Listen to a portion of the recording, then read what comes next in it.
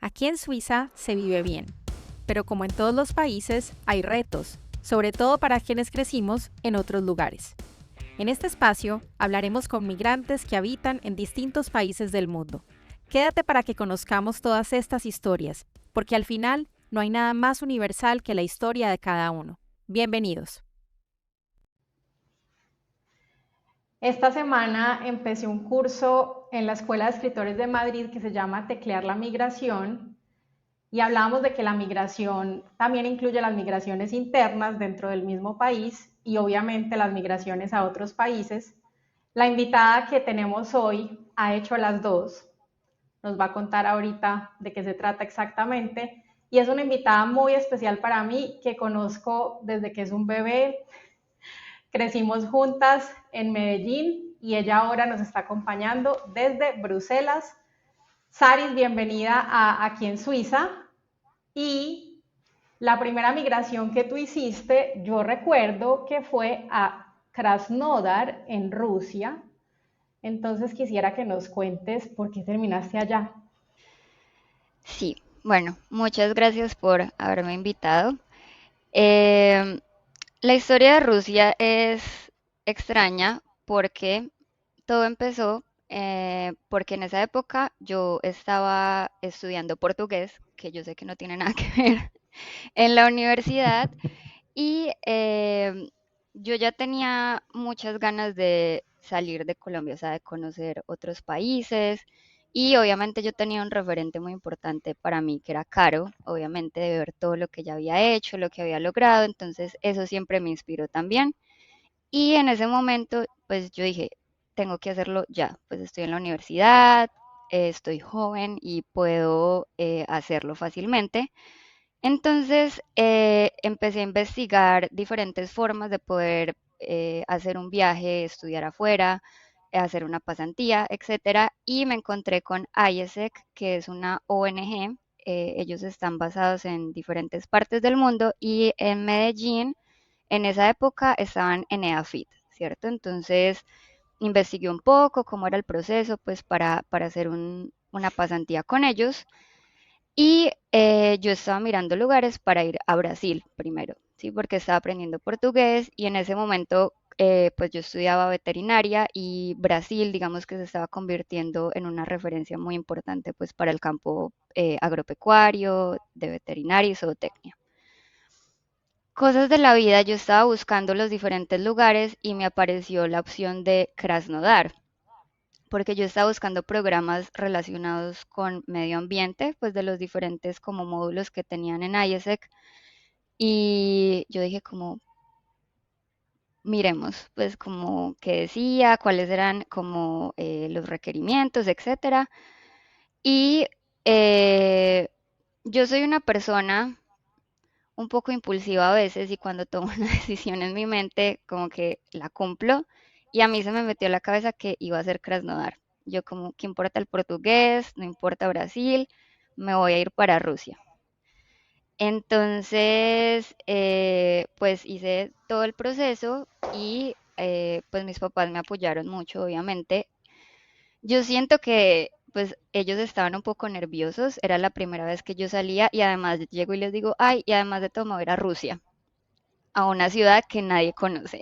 Entonces, esa fue mi primera experiencia y la verdad, o sea, fue difícil al principio, obviamente es un idioma muy, muy diferente, es una cultura completamente diferente.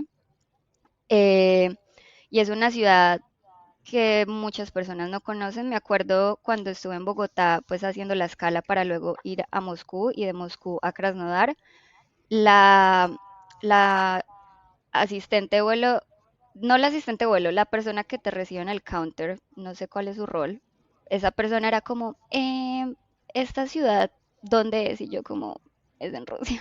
O sea, em, y por eso llegué a Rusia. Entonces yo tenía 19 años más o menos la primera vez que salí. Sí, estaba muy chiquita.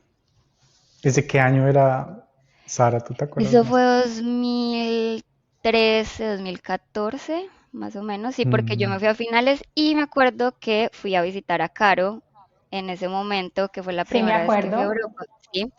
La fui a visitar a Suiza antes y después, creo, porque después pues viajé un poquito por París, fuimos a Roma, pero sí, y ya. Saris, ¿tú sabías algo de ruso o cómo hiciste para comunicarte en Rusia? Porque yo me acuerdo, nosotros fuimos al mundial de Ujú, 2018, y me ujú. acuerdo que pues allá nadie hablaba Todos inglés y decían de que hablaban hecho inglés.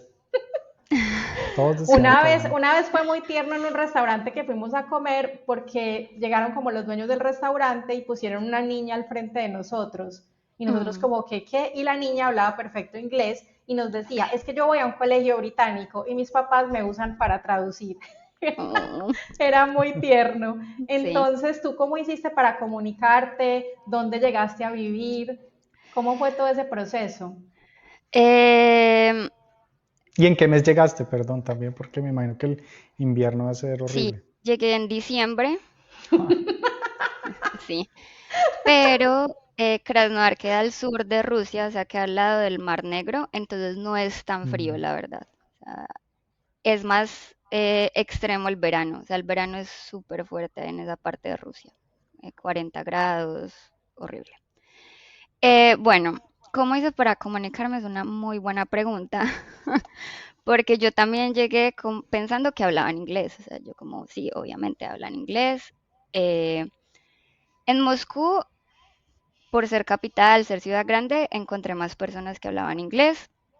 Ya una vez llegué a Krasnodar, a mí me recibía una persona, pues que fue contactada por la ONG, por ISEC, y esa persona hablaba inglés. Entonces, ella, digamos que me dio como esa primera estadía en su apartamento.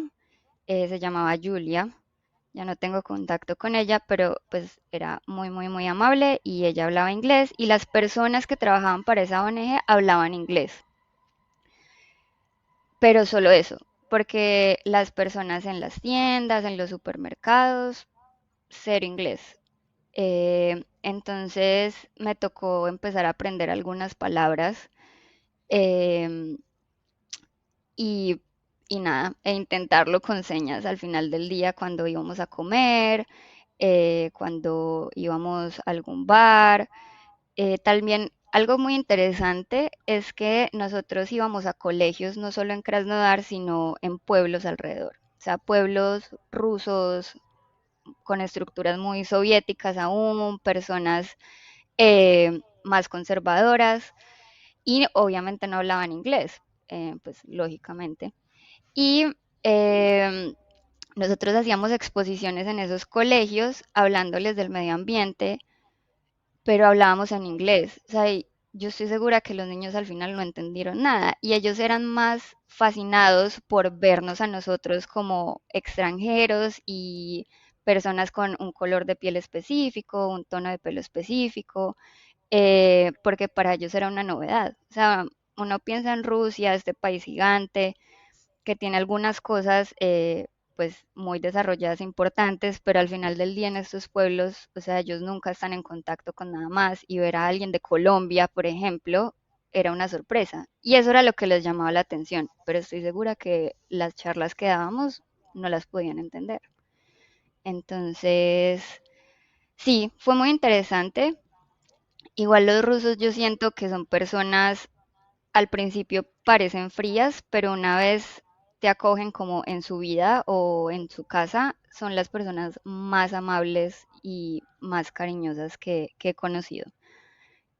Y te quieren como cuidar, te quieren atender, te quieren servir toda la comida, muy parecido como a la figura de la abuela también Mm. latinoamericana o italiana, que es como te cuida a través de la comida y está pendiente de ti. Entonces, eso fue lindo también, a pesar de que no nos entendiéramos, pues ser recibida por ellos.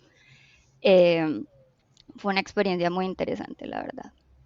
O sea que jamás te sentiste discriminada, sino que al contrario te sentiste muy Sí, bienvenida. 100%. Sí, sí, sí. Qué bonito. Muchísimo. Sí. ¿Cómo hiciste para, o sea, cómo empezaste a llegar a como a casas de rusos? ¿Cómo empezó ese proceso de acogida? Porque dices, bueno, listo, sí les dabas clases de inglés a los niños, pero ¿cómo llegaste a ser como más cercana con Sí, gente allá? porque la ONG pues se encargaba de organizar el itinerario pues a los colegios y los pueblos que íbamos a visitar y ellos también se encargaban de asegurarnos la estadía en esos pueblos. Y la Ujú. mayoría de las veces era en casas de personas pues que ellos conocían o que eran voluntarios y así nos recibían. Entonces, me acuerdo mucho cuando fuimos a Rostov-on que fuimos a una casa, eh, digamos, no tan moderna. Entonces el Ujú. piso era literalmente en arena, la Mm. cocina así muy rústica, digámoslo, y no había baño al interior de la casa, sino que Dios tocaba mío. ir afuera. Sí, yo sé. ¿Ir afuera al campo o tenían el baño afuera No, al de la campo, o casa? sea, tenían una como una caseta y un hueco en el piso. Sí, Una Y ya, letrina. sí, Ok. sí, me han literalmente. tocado así. Mm. Entonces, obviamente eso fue un shock, pero así pues conocimos a varias personas, entonces esta persona luego te refería para el siguiente pueblo y así llegábamos a las casas de las familias rusas. eh, y ya luego yo conocí a mi expareja allá, entonces yo también tuve la oportunidad de vivir con su mamá y su abuela y pues obviamente su familia que iba a visitar a veces. Ujú. Ujú. Entonces ahí también como que pude aprender mucho de su cultura y de cómo viven, porque yo luego volví, me quedé casi 6 meses, un poco menos, eh, viviendo con ellos y aprendiendo ruso ya en forma. Y pues me integré muy bien con ellos, la verdad. Y, y sí tengo un recuerdo muy bonito de Rusia, la verdad. Y me gustaría volver cuando la situación Cuando pase el temblor. mejor, sí, sí, Saris, sí, ¿cómo sí. es tener? Yo solo he tenido novios hispanohablantes, lo he dicho ya en Mm. varios episodios. ¿Cómo es tener un novio de otra cultura y de una cultura que a simple vista parece tan disímil? Ujú. Creo que en el fondo no es tan disímil por lo que No, cuentas y también, pues a mí me gusta mucho la literatura rusa, entonces no sé, uno lee a Dostoyevsky, a Tolstoy Tolstoy. y Ujú. uno se da cuenta de que, bueno, es que al final en el fondo todos somos los mismos seres humanos, pues si uno se Sí. pone a ver los fondos de todos son muy parecidos. Pero ¿cómo fue ese intercambio cultural entre ustedes dos? ¿Qué fue lo más difícil? Em, bueno, ¿qué fue lo más difícil? Es cierto que somos muy parecidos en muchas cosas, Mm. pero la sociedad rusa, o por lo menos cuando yo estaba em, allá, seguía siendo muy conservadora. Em, y se esperaba de la mujer como, bueno, digamos que mi exnovio esperaba algo muy específico de mí. O sea, empecemos porque yo tenía 19 años, todavía estaba muy chiquita, y ellos tienen en mente que su meta en la vida es formar una familia temprano, tener hijos, em, y ya, ¿sí? Lo cual está bien, si es la decisión de una persona a esa edad, a los 19, 20 años, está perfecto, pero obviamente eso era algo que yo no quería, ¿sí? Entonces, digamos que él desde esa edad, él ya estaba pensando en matrimonio, en formar una familia y también esperan, Él también tenía 19 años, perdón, sí, yo te sí, interrumpo. sí, sí, Ok. éramos de la misma edad. Y también un comportamiento específico de una mujer, o sea, debe ser muy femenina, debe vestirse de una forma específica, no debes tener tatuajes, un poco más controlador y no solo lo vi en nuestra relación, sino en las personas, en las relaciones de las otras personas de Rusia. Entonces, había muchas mujeres que a esa misma edad simplemente decidían dejar su carrera para casarse y dedicarse al hogar. Y eso, pues, para mí no estaba en mis planes aún. O sea, yo quería algo más. Em, entonces, digamos que eso fue lo más complicado, la verdad. y siento que al final lo que pues hizo que termináramos la relación, también por ese rol de la mujer y el hombre que ellos tienen tan definido, pues se llega a cosas como ser más controladores, eh, celos o también Mm. como que tú no te relaciones con otros hombres. Sí, Mm. como que esa expectativa muy tradicional de la familia Ya. aún está muy vigente. Sí, sí, sí, En sí, sí, cuanto a sí. la forma de vestir, ¿qué te decía? Cosas como, no sé, a mí me gusta maquillarme a veces, la verdad. Ujú. Y cosas como, no uses labial rojo porque el labial rojo significa algo más, o como O sea, como que ropa es que muy provocador. más provocador, o ropa también más Ah, provocadora, tipo algo, no sé, más escotado o algo que muestre más piel, por así decirlo. O sea, muy, muy, muy, muy tradicionalistas en ese sentido. impresionante. Sí, sí, sí, sí, sí, sí, mucho. Pero eran religiosos. Em, no tanto, la verdad. O sea, muy parecido como, o por lo menos al entorno católico en el que yo crecí, de como, sí, ir Ujú. a misa los domingos o ir a prender una vela pues en la iglesia, pero pues ya. Igual de por sí los cristianos ortodoxos sí son un poco más conservadores porque todavía te toca taparte la cabeza cuando vas a la iglesia, pues la ropa es muy específica de que no puedes mostrar piel más allá Mm. pues de los brazos, digamos, Ujú. y tu cara. Eh, entonces tal vez eso sigue muy presente. En cuanto a la familia Slavic, ellos no eran tan religiosos, pero sí pues practicaban. Ujú. eh, sí, ¿Y cómo era, por ejemplo, en términos de comida? Sara, ¿tuviste algún problema? no, Porque a ellos les gusta como mucho el repollo, yo sé. ¿cómo se llama? Los Las pelmini y remolachas, también las cosas sí, Y como los dulces. cocidas, los dulces. Mm. No, en esa muchas cosas con época, crema. sí, en esa época yo no tuve problema. Yo no era vegana en ese momento, pues yo comía de todo. Y la verdad me adapté muy bien a la comida. O sea, yo probaba todo y me gustaba, la verdad. Me gustaban ¿Y era mucho como fácil las conseguir pastas. cosas? Perdón, que te ¿Cosas en interrumpí. qué Eh, sentido?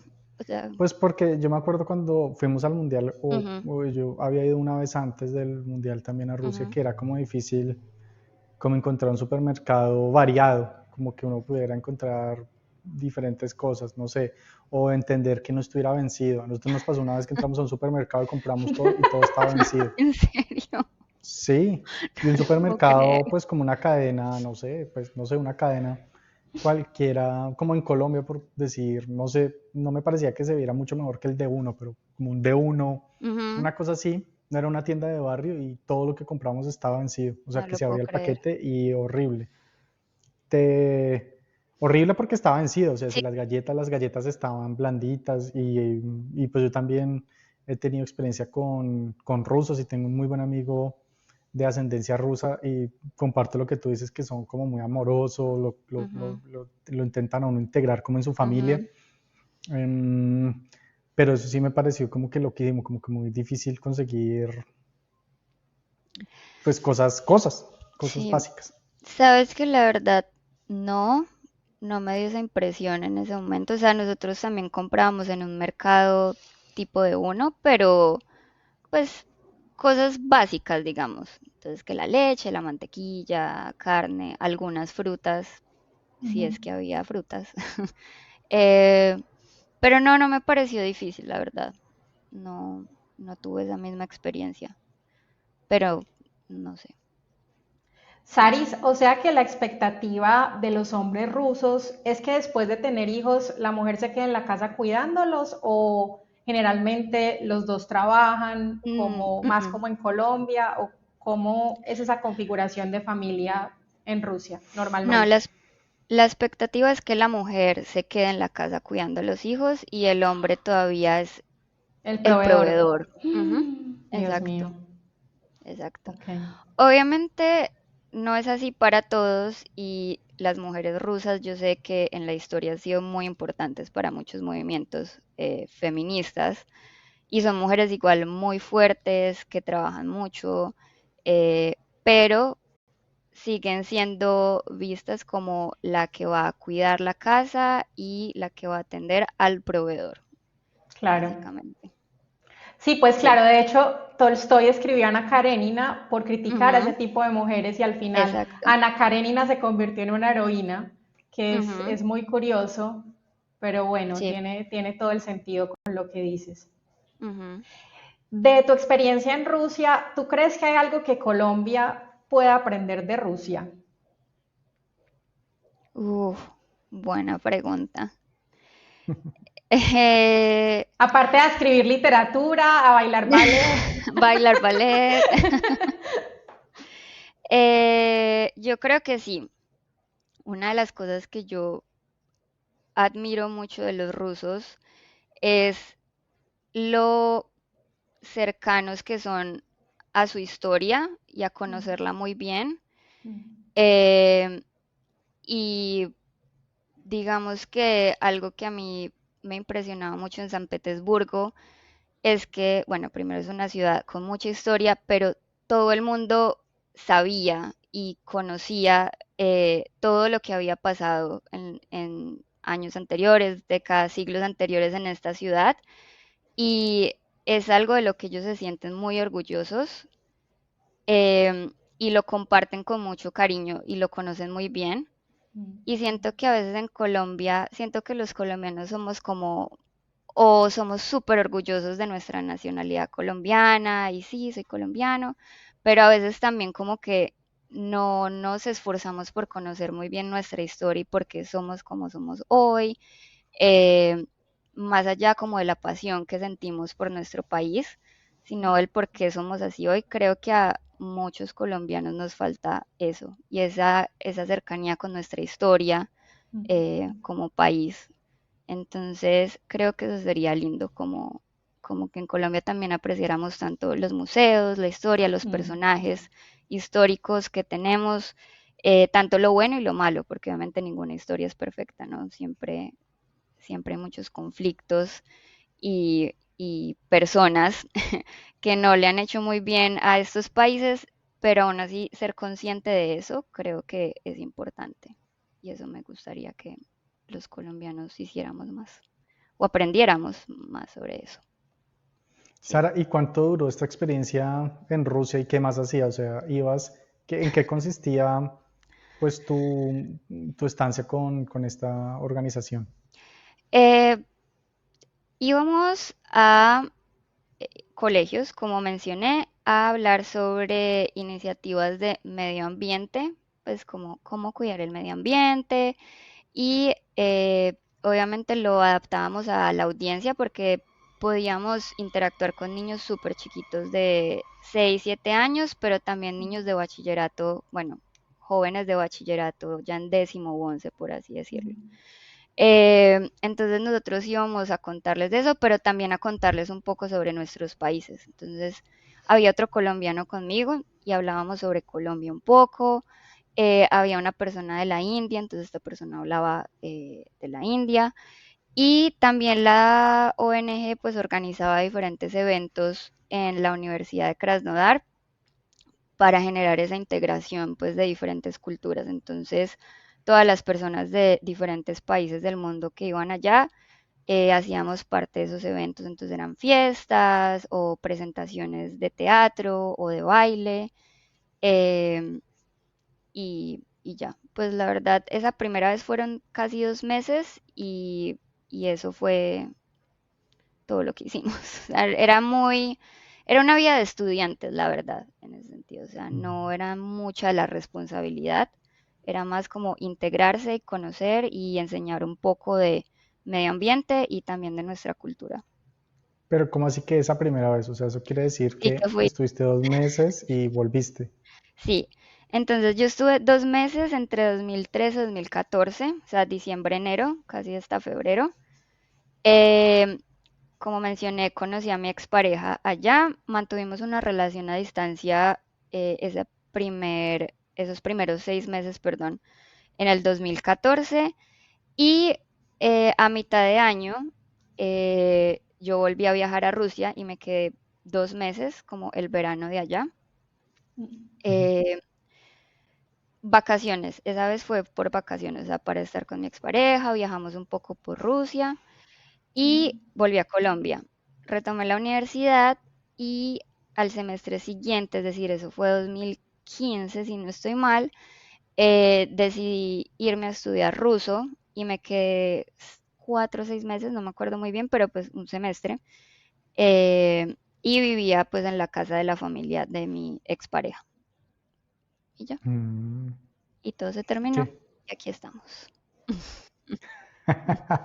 Bueno, y entonces vuelves en esos idas y venidas, vuelves a Colombia, sigues pues estudiando, terminas tu carrera Ujú, y sigues como con esa curiosidad que quieres pues no seguir en Colombia. ujú. Mm, ¿Por qué? Porque digamos si ya habías tenido como una experiencia afuera y habías vuelto, ¿por qué, por ejemplo, no te quedaste en Rusia a pesar de que se haya terminado tu relación? ¿O por qué quieres seguir como explorando otras cosas que faltaba, que era tu motor? Em, pues yo desde muy chiquita tuve la curiosidad, ¿cierto?, de salir del país y tuve la primera oportunidad con Rusia, pero había algo más y es que yo nunca me sentí, ¿cómo poner esto en palabras sin que suene mal? No me sentí parte de la sociedad en Colombia, especialmente en Medellín. Yo a veces me sentía como un poco excluida o como una observadora y no me identificaba con muchas cosas de las personas, ¿no? En Medellín, de las dinámicas sociales, eh, y pensaba como que la mejor forma de yo poder encontrarme, yo sé que eso suena súper filosófico y, y un poco autoayuda, era poder salir. Esa era una de las razones. Y segundo, algo que ya mencioné, pues Caro para mí siempre fue un referente muy importante. O sea, yo sé que me puse una barra muy alta ahí, pero yo quería intentar, eh, no intentar, simplemente estaba inspirada y Caro me inspiraba eh, muchísimo con todo lo que ella había logrado, entonces eso también fue una motivación. O sea, yo también quería explorar eh, más cosas por fuera después de la experiencia en Rusia, y eso fue lo que me motivó a volver a salir. Em, y por eso cuando yo terminé mi carrera, bueno, no inmediatamente, yo trabajé un tiempo, pero siempre tuve en mente que quería volver a salir y a estudiar específicamente. Tú te fuiste a Bogotá, si Sí, no yo me fui a estoy Bogotá mal. primero. Sí, sí, sí. Un momento, Sara, pero yo quería preguntar, entonces, bueno, Sergio, que aparecerá en este podcast también, fue invitado, él sabemos que es de Bogotá. Entonces, él primero que te integró en Bogotá, te mostró otra cara de Bogotá, o cómo fue, cuéntanos ahí también un poquito cómo es la integración a Bogotá, porque a mí me parece interesante. Yo, pues, las veces que he ido a Medellín, cuando estaba con la familia de ustedes, pues súper bien, pero sí he tenido comentarios como chistosos con Carolina, sobre todo cuando estaba embarazada, que me pregunta, ah, pero tú no eres paisa, ¿cierto? Y eso es El como regionalismo. que, y que tiene que ver. No, pues yo siempre me he sentido, creo que la gente lo dice en la mejor de las actitudes, Sí, pero igual es como, si bien hablas parecido, pues hablas español, te entendemos, pero no eres de nosotros, no eres de nosotros. Entonces eso quería que nos contaras un poquito cómo fue eso. Em, bueno, yo llegué, empecé mi especialización y ahí conocí a dos amigas en ese momento que también estaban haciendo la especialización conmigo. Y con ellas pues me empecé como a integrar, empezamos a salir, ellos me presentaban pues como diferentes grupos, además de que era muy divertido porque ellas estaban, o sea, eran las dos personas más diferentes en muchos aspectos, especialmente en sus creencias. Entonces, y eso es importante porque para una de ellas sus creencias pues dictaban cómo llevaba su vida, ¿no? Entonces, su visión del mundo, su visión política, su visión de las personas. y la otra, digamos que era completamente opuesta, obviamente más en contra como de tener una creencia religiosa y que eso tenga que dictar con quién te relacionas, cómo actúas. Ujú. Em, O Aún sea, había una así, cristiana y una no era cristiana. literal, Resumámoslo así. no quería decir exactamente, pero sí. Ah, no tiene nada de Em, malo. entonces, claro, eran experiencias muy diferentes con cada una, pero ellas fueron las primeras que me abrieron como los brazos en Bogotá y me ayudaron a integrarme allá. Y ya luego, cuando yo me uno a MSD, em, como no se llama analista de datos, para manejo de datos, em, yo entro con unas personas que también, pues con las que también formé una relación de amistad y antes de conocer a Sergio, mucho antes de conocerlo. Con ellas también pude integrarme. Y lo mismo, eran personas muy diferentes. Teníamos una persona de Medellín muy conservadora, muy regionalista, y una persona de Bucaramanga eh, mucho más liberal, pues es homosexual, entonces obviamente su visión comparada, por ejemplo, a la de la otra persona de Medellín era muy diferente. Em, Aún así, pues podíamos salir y hacer muchas cosas juntos. Obviamente, no obviamente. Obviamente es una palabra que yo digo mucho, así que me disculpo de antemano con todos. Yo me hice más cercana a la persona de Bucaramanga, nos hicimos muy amigos y porque compartíamos primero la experiencia de que este era nuestro primer trabajo, segundo porque los dos éramos de otras ciudades. em, y pues también estábamos más alineados como en nuestros gustos y en nuestra forma de ver el mundo, por así decirlo.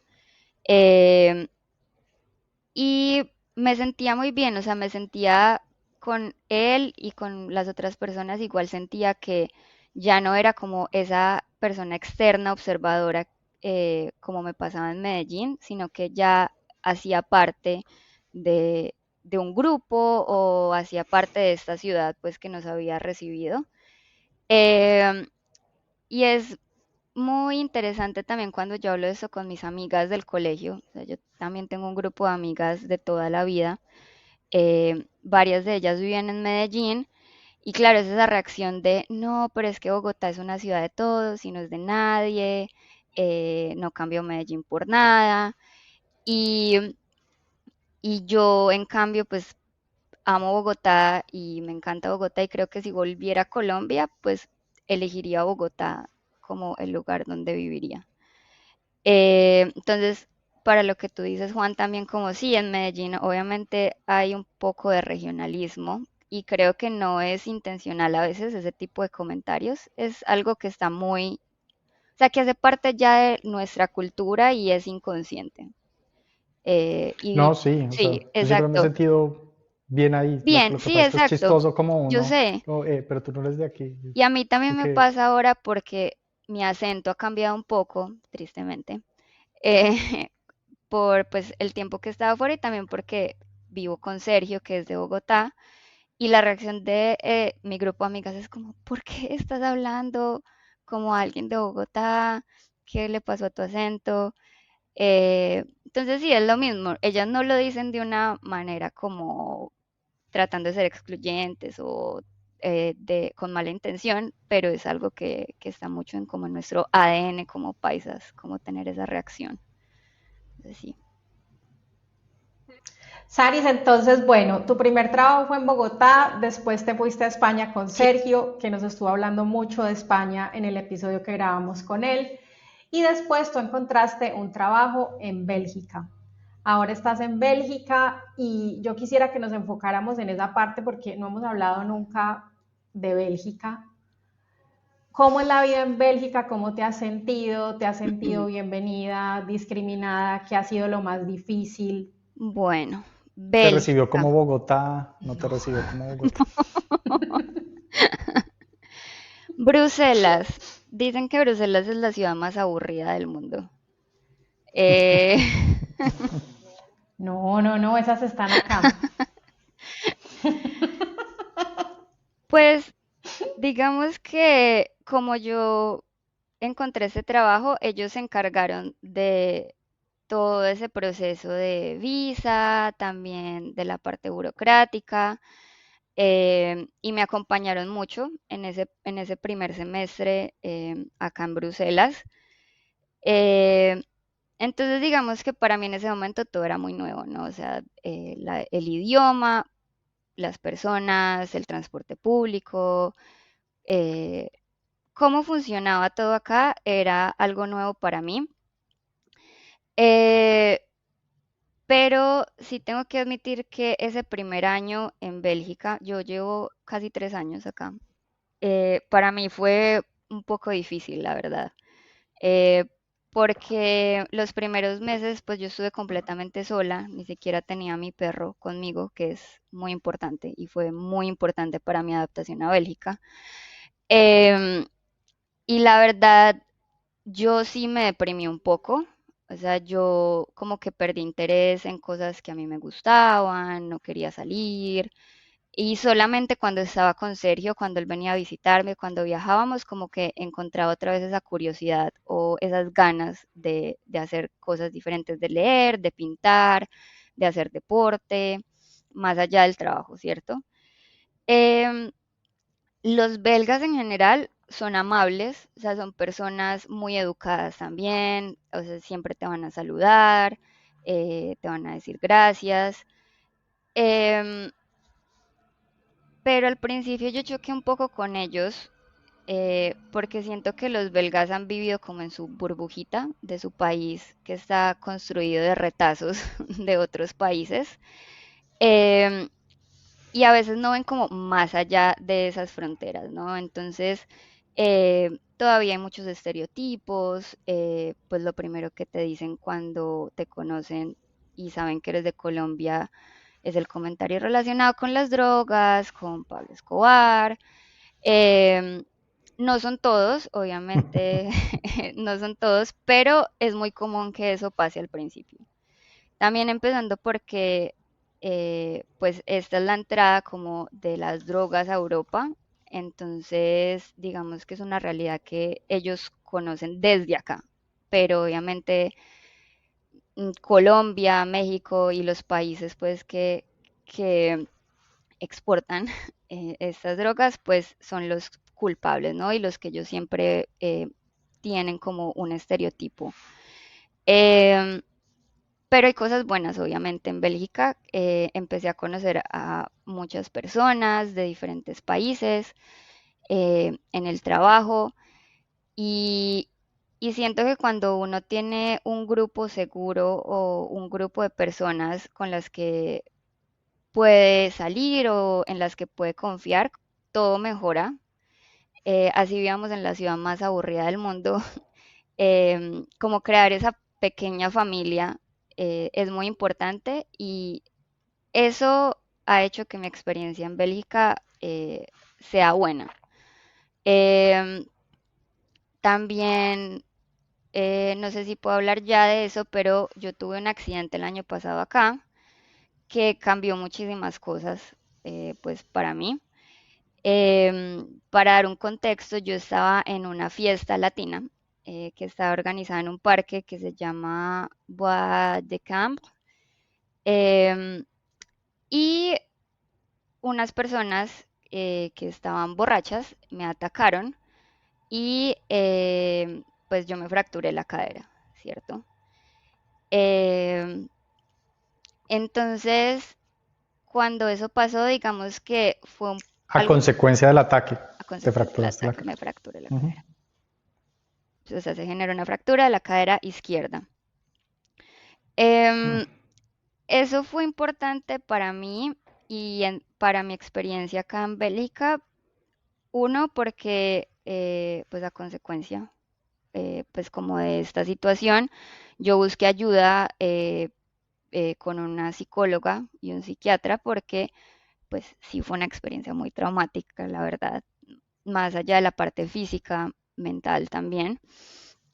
Y eso también me ayudó no solo a solucionar como el miedo que yo empecé a tener cuando salía o cuando alguien conocido salía, sino que me ayudó a identificar por qué también ese primer año acá tuve como esos episodios de depresión donde me sentía desmotivada.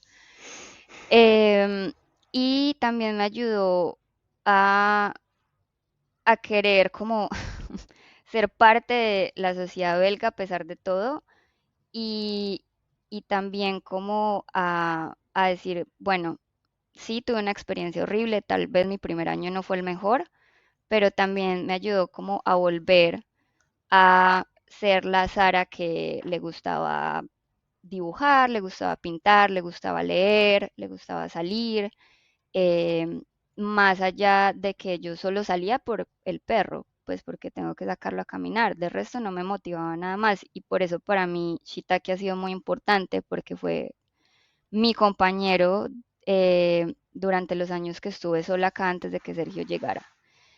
Em, Toda la cuestión legal con lo de mi accidente, la verdad, fue muy decepcionante. O sea, uno piensa que la policía en Colombia no hace bien su trabajo y que acá sí lo van a hacer y y pues se van a interesar en tu caso y van a resolverlo, pero en realidad no. Em, con a las personas pues que me provocaron pues el accidente nunca las procesaron y pues sí tuve una pequeña indemnización, pero es porque acá en Bélgica, y esto es algo muy bueno, cuando tú dejas de trabajar, el primer mes, yo estoy incapacitada 2 meses, el primer mes es obligatorio que te lo pague tu empresa, pero luego el gobierno es el encargado de darte la compensación. Es un porcentaje, es alrededor del 80% de tu salario normal, pero o sea, cubre tus necesidades básicas y puedes vivir, que es algo muy positivo, la verdad. O sea, aquí cuidan mucho a las personas que trabajan y se aseguran de que sus derechos pues se cumplan y de que sean compensadas justamente también. Y cuando tienen ese tipo de experiencias, incapacidad, accidentes, em, van a apoyarte en ese sentido. La policía no, pero como tal, el gobierno y la administración sí. Pero ¿el apoyo es solo Es solo económico económico, o...? no, Ah, ok. solo económico, sí. Em, entonces, con mi terapia y todo el trabajo pues que he hecho, ya puedo decir que me siento feliz en Bélgica y que he construido como una pequeña familia con todos mis amigos y las personas que conozco y ahora Sergio, que me han ayudado a adaptarme mejor. ¿Hay cosas que cambiaría? Sí, pero creo que eso pasa en todas partes, ¿no? O sea, no todo ¿Qué es cambiarías, perfecto. por ejemplo? Cambiaría, cambiaría la burocracia un poco. O sea, no la cambiaría, la haría más eficiente, porque aquí las cosas, dependiendo de la comuna, entonces, contexto, Bruselas, pues Bruselas ciudad está dividida en 19 comunas, si no estoy mal, comunas como los barrios, ¿cierto? Pero cada barrio tiene su administración. Em, Cada una de estas administraciones es muy diferente dependiendo de la comuna. Entonces, hay unas que son súper eficientes, que son muy amables con los extranjeros, eh, que así tú no hables francés perfecto, tienen personas que hablan inglés o español.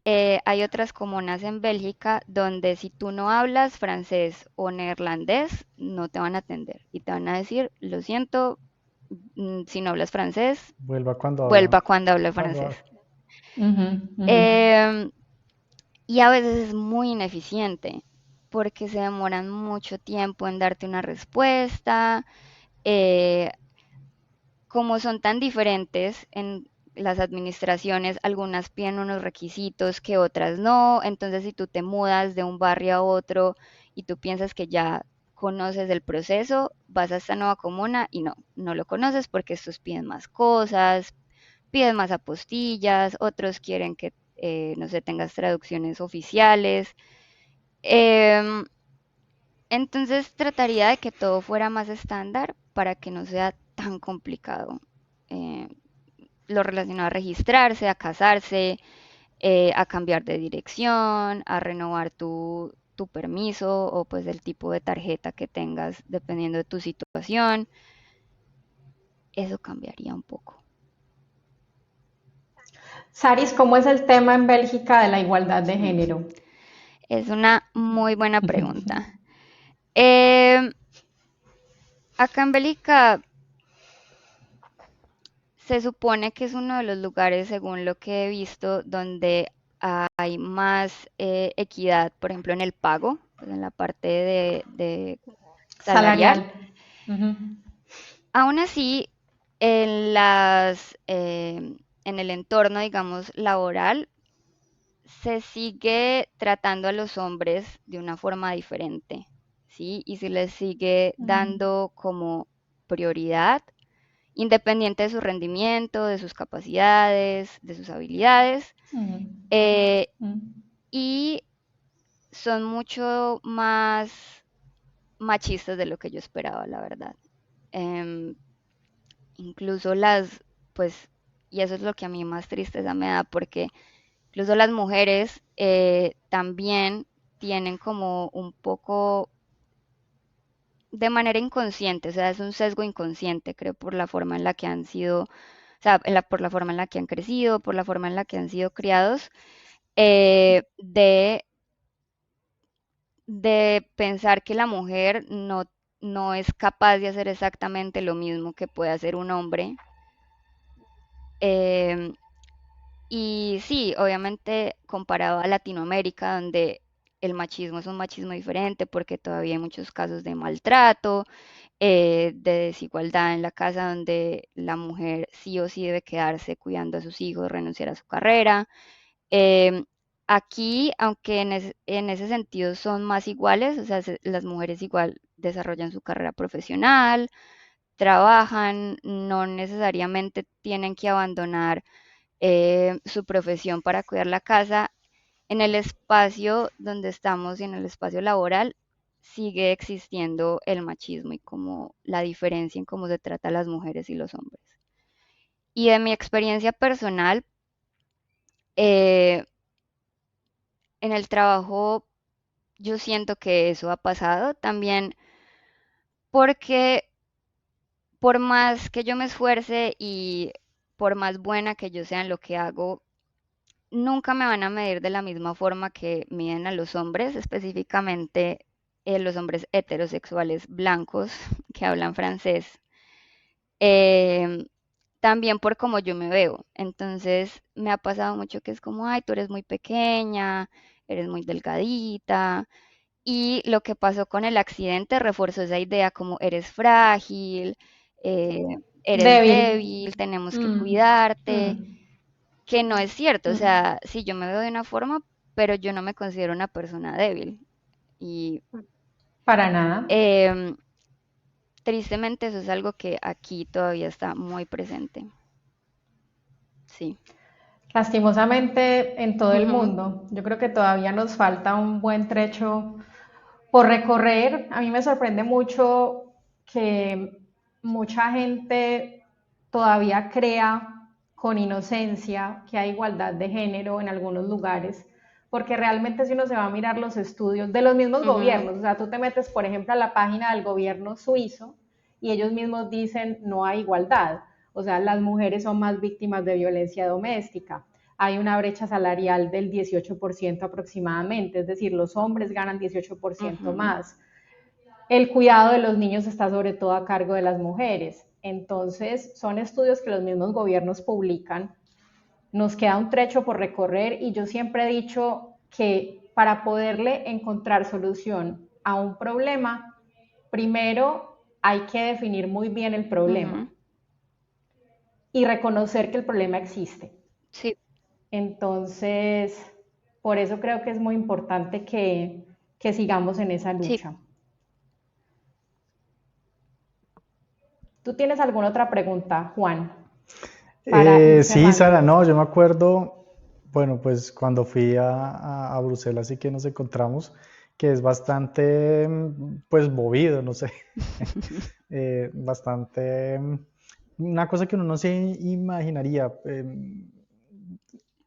pues lamento mucho lo de tu accidente y fue la primera vez, yo me acuerdo cuando estuve en Bruselas, no por hacer como ninguna mala propaganda ni nada de eso, que tuve una sensación de inseguridad cerca como a la estación del tren, pero realmente de inseguridad. Y tanto fue así que yo estaba de trabajo allá y un viejito con el que iba, que era sueco, Ujú, como que lo sacaron como unos pandilleros y lo iban a robar. sí, Y esa fue como la malicia indígena mía que yo latina. dije, uy, a este man lo van a robar y el resto de la conferencia que estábamos ahí, fuimos y lo rodeamos y después nos echaron la madre y todo eso. No, no me sorprende y pues no lo digo para hacer mala propaganda ni nada No, de eso, sino que siempre uno tiene que estar siempre con cuidado, no creer que en el único lado que puede ser de algún modo peligroso son nuestros países. Creo que es como inherente a la, a la raza humana. Yo te quería preguntar, bueno, ya que ustedes pues tú y Sergio como pareja han estado como moviéndose, ujú. ¿cierto? En España, en Bélgica, bueno, en Bogotá. ¿Cuáles son los planes? ¿Les gustaría quedarse ahí en Bruselas? ¿Sienten que es un buen espacio para estar unos años? ¿O están empezando como a mirar, no, bueno, sí, ya miramos aquí, tal vez no es tan amplio el mercado, nos parece muy aburrido y queremos movernos? ¿Cómo se proyectan ahí? Em, yo creo que a largo plazo no queremos quedarnos en Bélgica. Digamos que en este momento, por mi trabajo, es una de las razones por las que nos queremos quedar acá. O sea, a mí me gusta lo que estoy haciendo, es una empresa muy buena, tenemos muchas garantías y también, eso es un poco más egoísta, pero para el beneficio de cómo nos movemos en Europa, cuando uno está 5 años acá, trabajando legalmente, puede pedir la nacionalidad belga. Em, entonces, nuestro plan es esperar a que yo pueda pedir esa nacionalidad y de ahí mirar. No sabemos exactamente a dónde queremos irnos porque pues es algo que discutimos y a nosotros nos gustan mucho las ciudades más grandes. Em, a veces hablamos de Londres, a veces de Madrid, pero dependen de muchas cosas, ¿no? La situación económica, sabemos que estas ciudades son mucho más costosas. em, entonces sí, pero creo que Bruselas no es nuestro lugar a largo plazo. Sí, Ok. Es es un un puerto puerto, más en el exacto, camino. exacto. Sí. Sara, continuando con nuestra tradición, no sé si tienes algún libro o alguna película, podcast, revista que, Revista. Revista. que nos quieras La recomendar, revista Tú. TV y novelas. que te No, haya marcado, que te deje un mensaje, no, no tiene sí, que ver nada con migración. yo tenía el libro preparado aquí. Em, el libro que quería recomendar es japonés, se llama La sombra del cardo. Aquí lo tengo. Em, últimamente me he interesado más por la literatura pues asiática, específicamente de Corea y Japón. Em, Mm. y este libro es un libro muy bonito porque es como una recopilación de 5 historias de 5 personas en Japón que tienen experiencias muy diferentes, pero se conectan entre ellos. Entonces, también es una prosa muy fácil porque cuando tú lo lees, la forma en la que está escrito es muy sencilla, pero no significa que no sea como estimulante y entretenido, pero también te acerca un poco como a la cultura japonesa, pero también a la experiencia humana de personas que tienen realidades completamente diferentes, así vivan en la misma ciudad. Em, Mm.